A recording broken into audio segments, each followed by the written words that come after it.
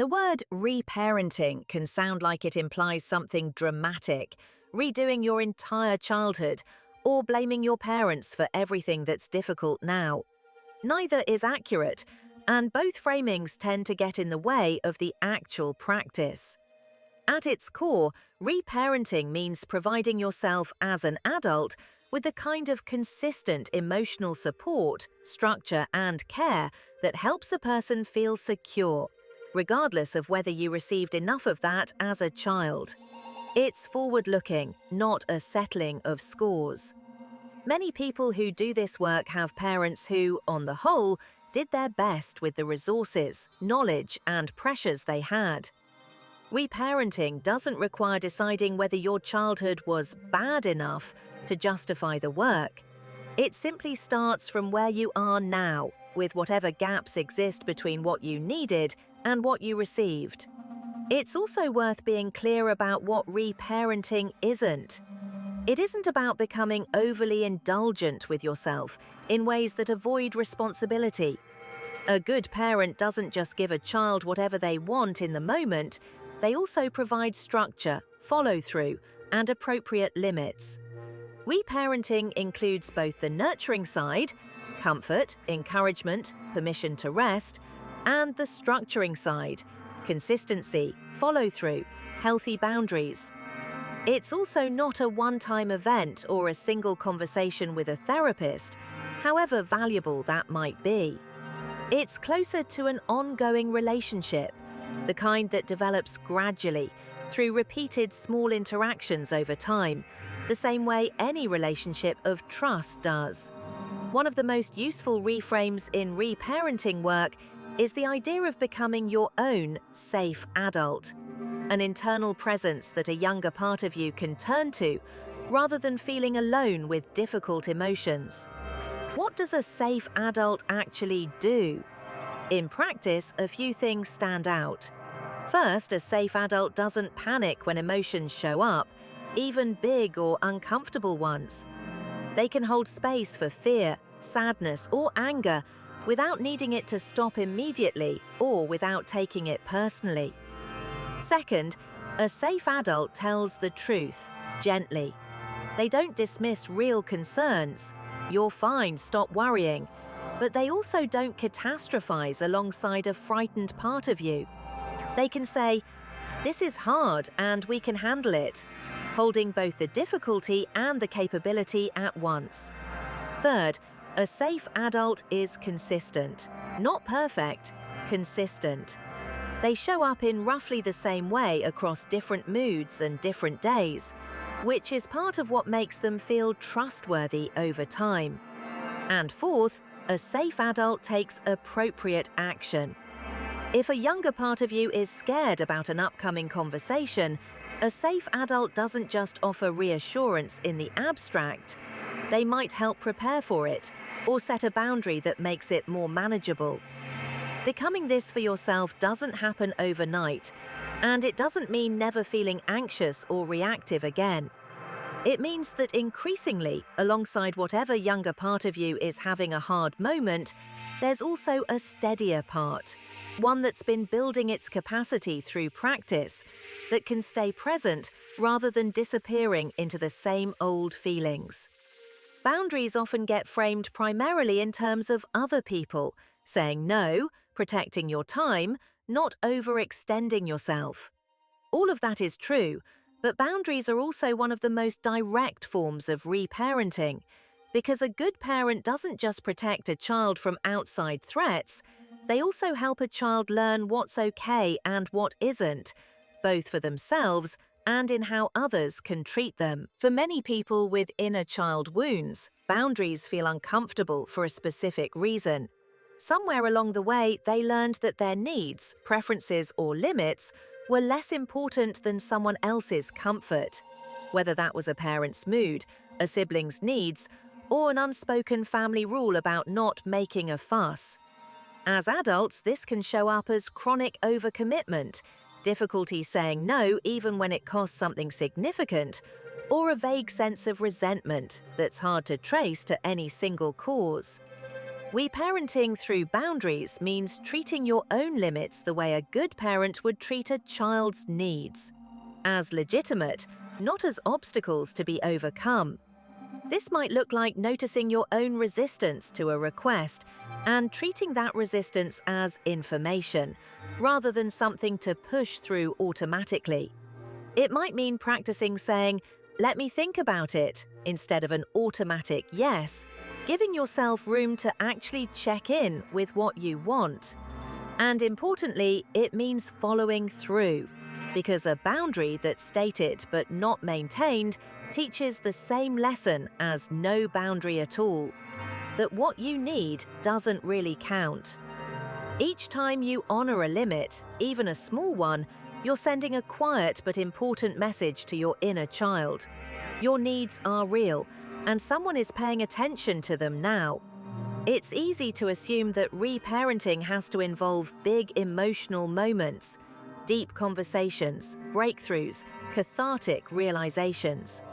Sometimes it does, but a significant amount of reparenting actually happens in the structure of ordinary daily life, in ways that can feel almost too simple to count. Consider what a child needs from a stable home: regular meals, enough sleep, some predictability in the rhythm of the day, and a sense that someone is keeping track of their well-being, even when they can't keep track of it themselves. Many adults, especially those whose early environments were unpredictable or where their needs took a back seat to other priorities, never fully internalize these basics as things they're allowed to prioritize for themselves. Skipping meals, running on minimal sleep, or pushing through exhaustion can become so normal that they don't even register as neglect. But from the perspective of the part of you that needs care, that's exactly what they are. Reparenting through daily habits means treating these basics as non-negotiable acts of care, not optional extras to get to if there's time. Eating something, even when you're busy.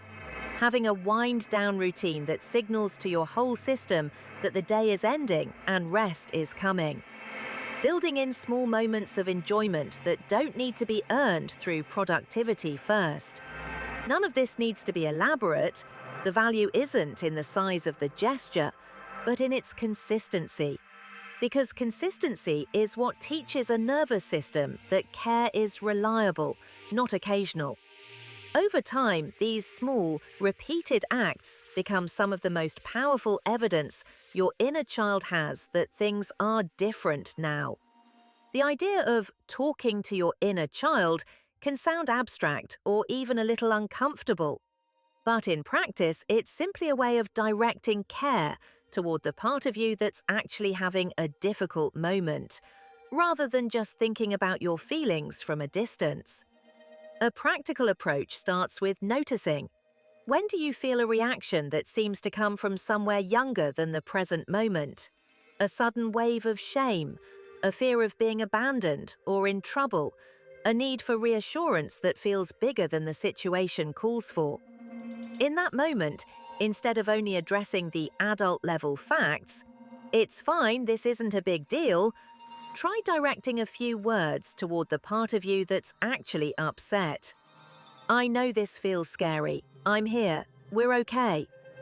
It can help to be specific rather than generic. If you can sense roughly what age or what kind of fear is present, abandonment, criticism, being unseen, naming it, even silently, can make the response feel more connected. "I know it feels like you might get in trouble. You're not in trouble. I've got this."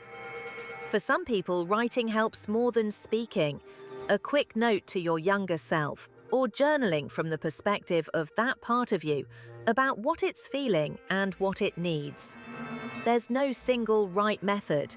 What matters is the underlying shift, from managing or dismissing a feeling to acknowledging the part of you that's having it, and letting that part know it isn't alone. Over time, this kind of internal dialogue tends to become more natural, less like a technique, and more like simply how you relate to yourself. If there's one thing that trips people up in reparenting work, It's the expectation that progress should be linear, that once you understand a pattern, it should simply stop happening. In reality, old patterns tend to resurface, sometimes for a long time, especially under stress, fatigue, or in situations that closely resemble the original context where the pattern formed. This isn't a sign that the work isn't working. Patterns that were reinforced over years, often starting in early childhood, don't get fully rewired by a few weeks of awareness, and that's expected, not a failure. What tends to change first isn't the pattern itself, but your relationship to it. You might still snap at someone when you're overwhelmed, but notice it faster, or feel less shame about it afterward, or be quicker to repair the moment rather than spiraling into self-criticism. When old patterns show up, it can help to treat them the way a patient parent treats a child who's relearning something difficult, without surprise, without excessive disappointment, and with a focus on what comes next, rather than dwelling on the lapse itself. That happened, what does the next moment need? Is often more useful than, why did that happen again? It's also worth remembering that setbacks often happen precisely because something stressful is going on, which means they can be useful signals. A return of an old pattern might be telling you that you're depleted, overwhelmed, or in a situation that resembles something difficult from your past. Treated this way, setbacks stop being evidence that reparenting isn't working and become part of the information reparenting gives you. Reparenting isn't a short-term project with a clear endpoint. It's closer to an ongoing relationship, one that deepens and becomes more natural over time. Much like any relationship built on consistency rather than grand gestures. With that in mind, sustainability matters more than intensity. A sustainable practice usually involves a few elements working together. First, some form of regular check-in, even briefly, where you notice how you're feeling and whether anything from this series' topics, boundaries, self-talk, rest, old patterns, is showing up. This doesn't need to be a long journaling session every day. Even a minute of honest noticing counts. Second, a willingness to keep the basics in place even on days when you don't feel like it. Not perfectly, but consistently enough that your system can start to rely on them. Reparenting tends to work less through occasional intense effort and more through the accumulation of small, repeated experiences of being cared for. Third, patience with the pace of change.